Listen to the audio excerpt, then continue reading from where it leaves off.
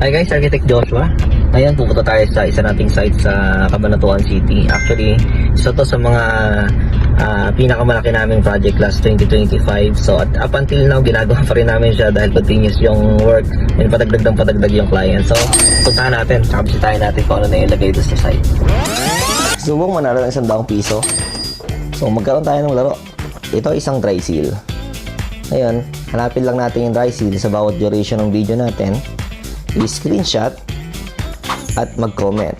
Ang unang makakita nito at makakapag-comment sa comment section ay siyang mananalo. Pero syempre, kailangan nakashare din sa feed niya, sa wall niya, yung ating video. Pagka nagawa mo yun, mananalo ka ng ₱100. Okay guys, nandito na tayo sa site. So this project is located here in Cabanatuan City, Barangay Talipapa. So let's check it out.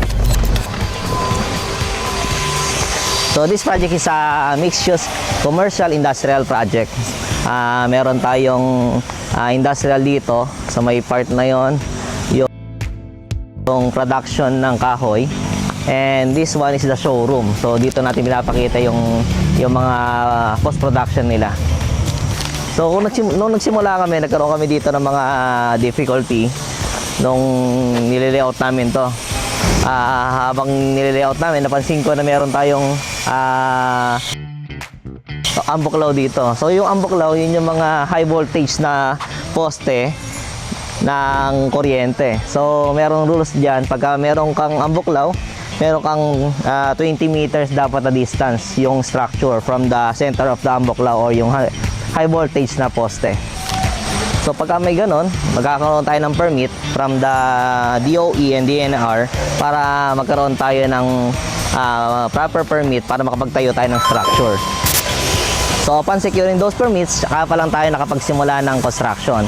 Medyo matagal din yung process dahil punta tayo sa ibang sangay ng gobyerno, mga ahensya, tulad nga na sinabi ko, DNR and DOE, bago tayo makapagsimula. So after those, sinimulan nating gawin yung industrial part ng ating project. So dito yon. So this 720 square meter industrial production area. So dito gagawin yung mga pinto ng client natin. So dito sa may front part ng showroom natin, gumamit tayo ng adobe stone. So adobe stone is a natural stone na pwede siyang gamitin for outdoor and indoor use. Makita nyo naman, maganda talaga siya.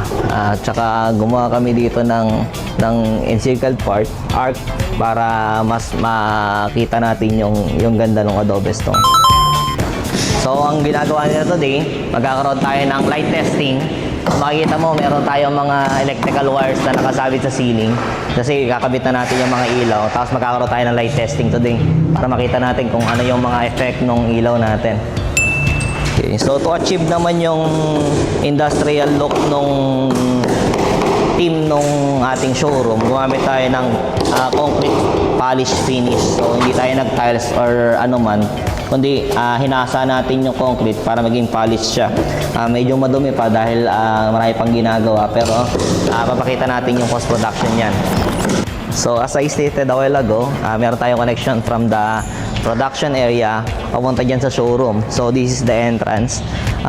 So pagkatapos natin gumawa dito ng kahoy, ng iba, mga product natin like kahoy or furnitures, pagpunta dito, then lilipat nila dito sa showroom para dito naman natin siya i-display para sa mga clients natin.